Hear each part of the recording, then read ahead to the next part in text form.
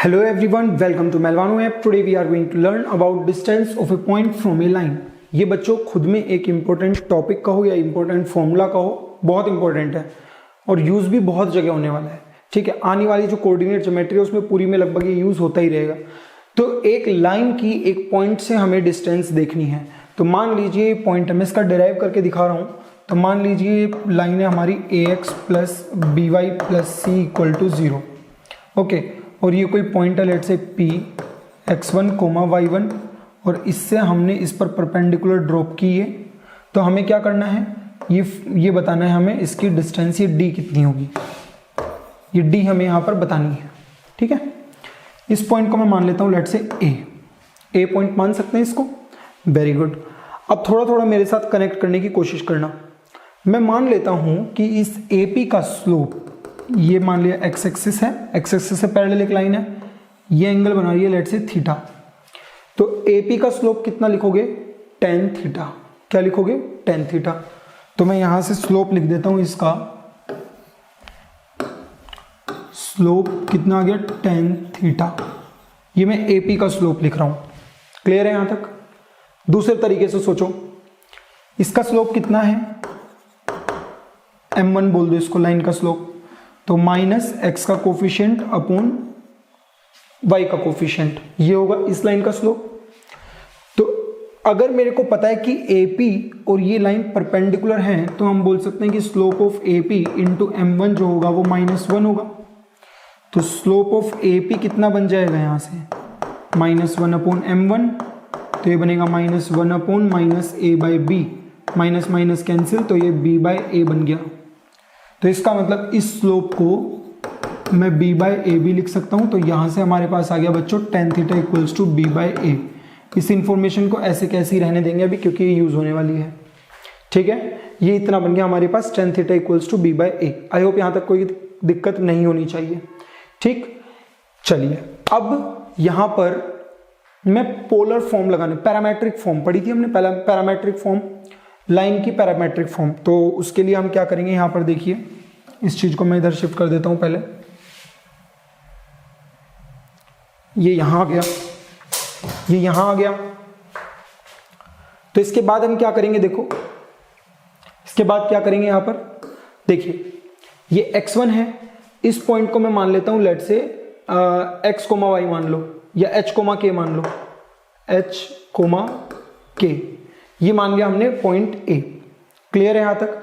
अब यहां से एक चीज बताओ, अगर मेरे को इस A पॉइंट तक पहुंचना है यहां से, तो हम क्या लिखेंगे, हम यहां से लिखते थे h minus h1 upon cos theta is equals to k minus y1 upon sine theta is equals to d।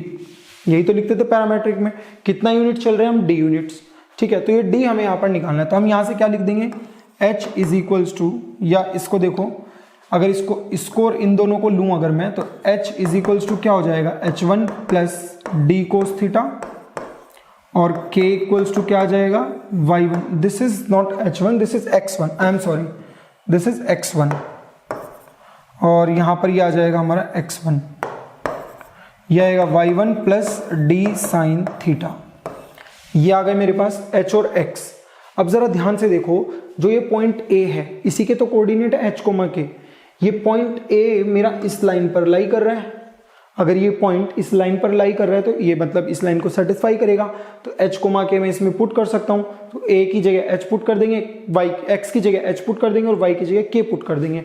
तो यहाँ पर क्या बन जाएगा, देखिए ये चीज हमारी यहाँ पर लिख सकते हैं हम लोग।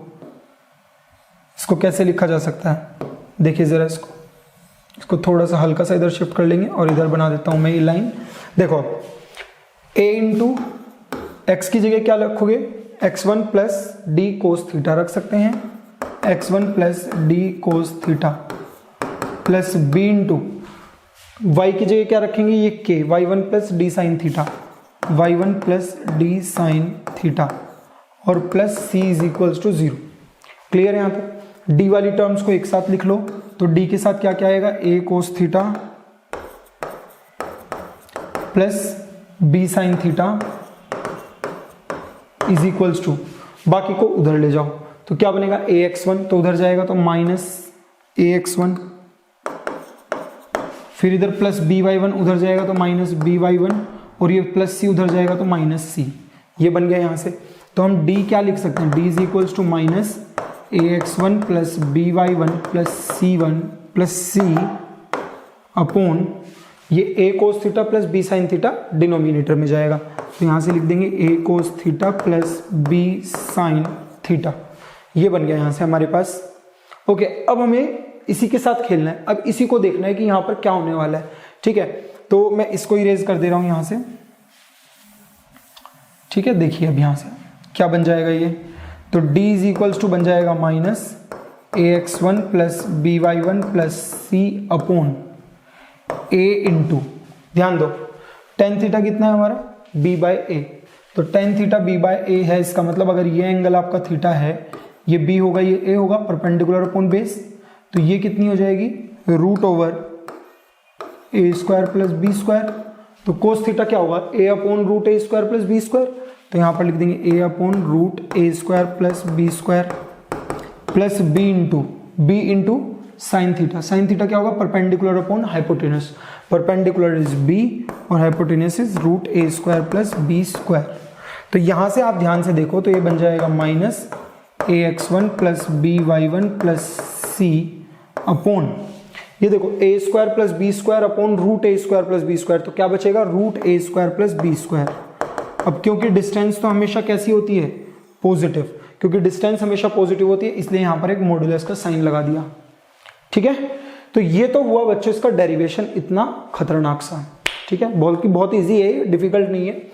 यहाँ पर आप लोगों को डायरेक्ट ये फॉर्मूला याद रखना है, क्योंकि हर बार हम ये डेरिवेशन नहीं करेंगे, हम लोग हर बार ये डेरिवेशन नहीं करेंगे, हमें ये फॉर्मूला याद रखना ही होगा। और फॉर्मूले को कैसे याद रखेंगे मैं बता रहा हूँ, फटाफट इस चीज को आप नोट कर लीजिए। पहले आप चाहो तो उस साइड का नोट कर लो पोज करके, डन। चलो अब फिर इस साइड का भी नोट कर लो, डन। चलिए अब यहां से देखो कि हमें ये याद कैसे रखना है, ये मैं बता देता हूं एक बार आप लोगों को। याद रखना है इसको बहुत ही इजी है, मतलब आप लोगों को बहुत कोई मुश्किल चीज नहीं करनी है।